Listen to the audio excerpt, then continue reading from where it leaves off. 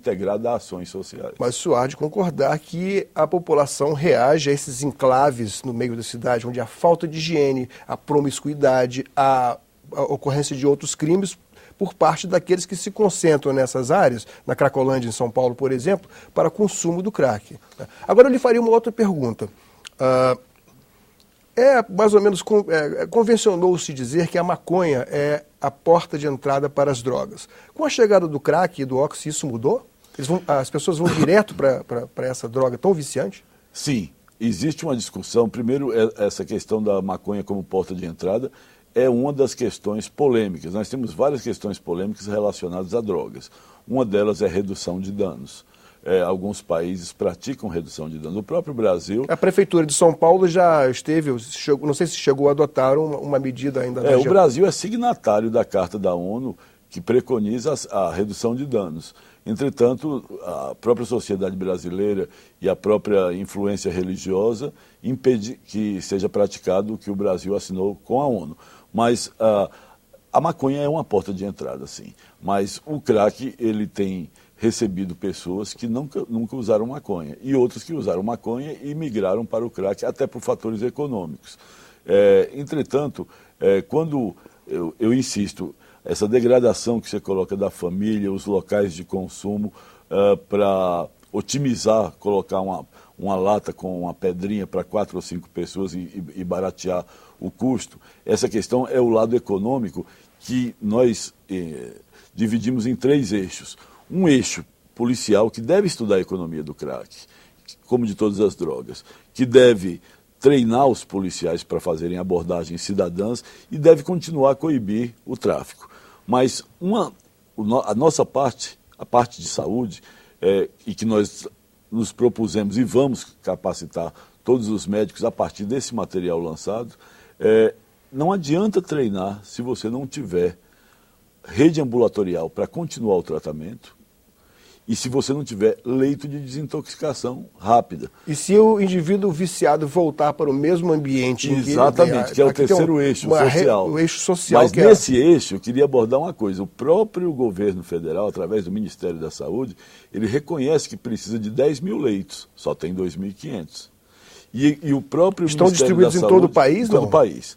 E o próprio Ministério reconhece que o número de CAPs, Centro de Assistência Psicossocial, são em número insuficientes. E apesar disso, apesar do baixo custeio, cortaram a verba.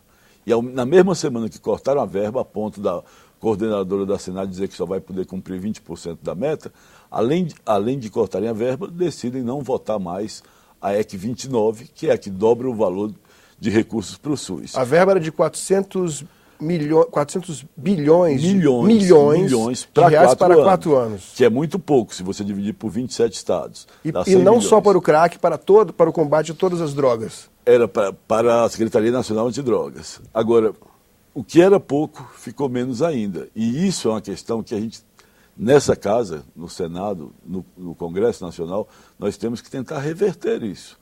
Temos que tentar votar a EC 29, porque a EC 29 garante toda a rede de saúde. E temos que tentar manter a verba, porque senão não haverá um enfrentamento ao crack.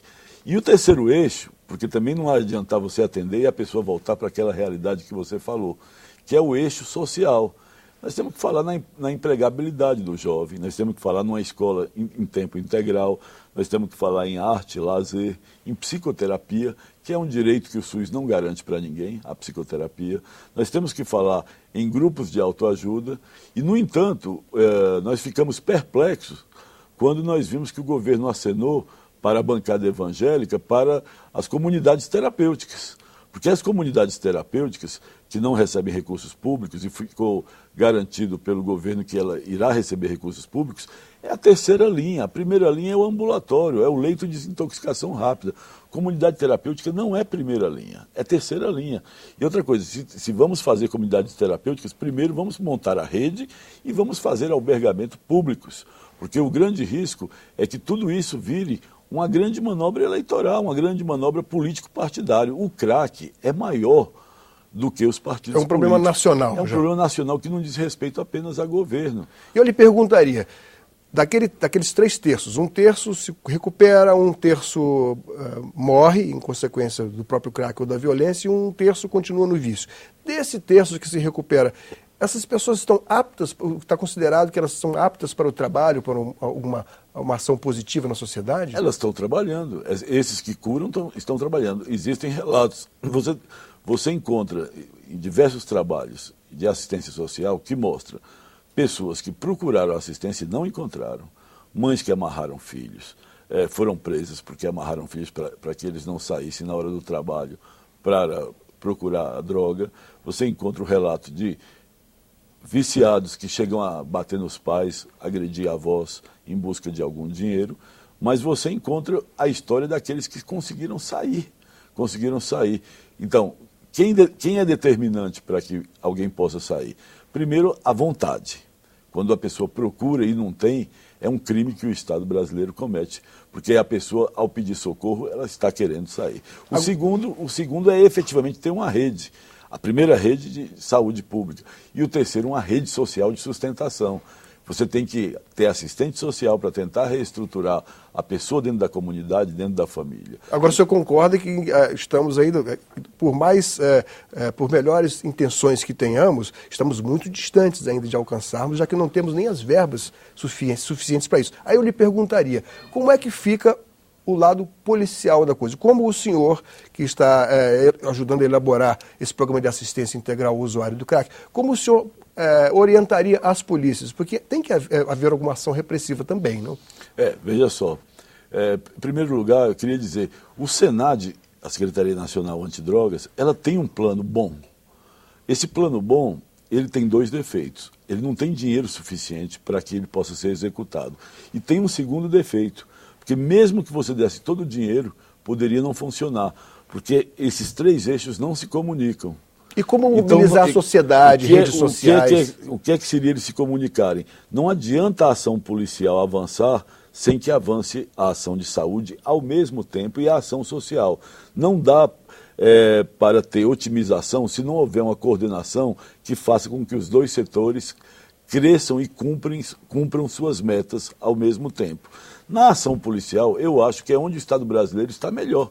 Tem colocado mais verbas, não tem faltado, a grosso modo, verba para as ações policiais e é onde tem tido mais sucesso. Mas eu volto a insistir, crack não é um caso de polícia. Crack é uma doença social com ramificações na violência e a partir daí se torna um problema de saúde pública, com ramificações no ego do indivíduo, na mente do indivíduo, e é um problema de saúde pública, e no lado social, que também é saúde pública, porque saúde não é ausência de doença. Saúde é bem-estar físico, psico e social. Nessa proposta